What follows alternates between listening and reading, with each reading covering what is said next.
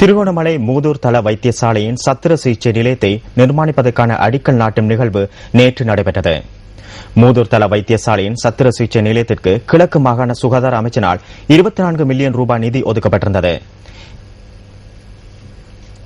திருகோணமலை மாவட்ட பாராளுமன்ற உறுப்பினர் MS தௌபிக் தலைமையில் நடைபெற்ற இந்த நிகழ்வில் ஸ்ரீலங்கா முஸ்லிம் காங்கிரசின் தலைவரும் நிதி அமைச்சருமான ரவுப் அப்கீம் கலந்து கொண்டு அடிக்கல்லை நாட்டி வைத்தார். இந்த நிகழ்வில் கிழக்கு மாகாண சுகாதார அமைச்சர்கள், உயர் அதிகாரிகள் என பலரும் கலந்து கொண்டிருந்தனர். அத்துடன் மூதூர் வைத்தியசாலையை தரம் உயர்த்த கோரி தென்கிழக்கு பல்கலைக்கழக பட்டதாரிகள் சங்கம் மகஜர் ஒன்றையும் கையளித்தனர்.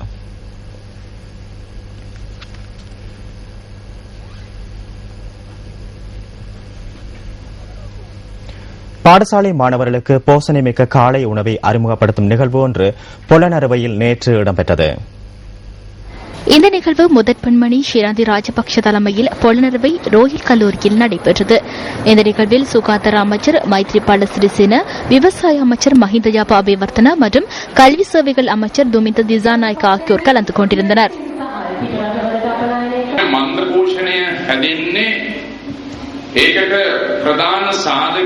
போஷணை குறைபாட்டுக்கான காரணம் வறுமை மட்டுமல்ல.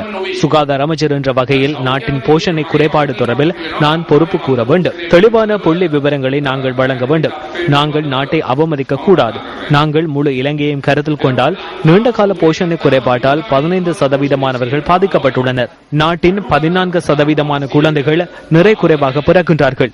14% வயதுக்கேற்ற நிறையை கொண்டிருப்பதில்லை. இதுதான் நாட்டின் போஷணை குறைபாட்டு நிலைமை.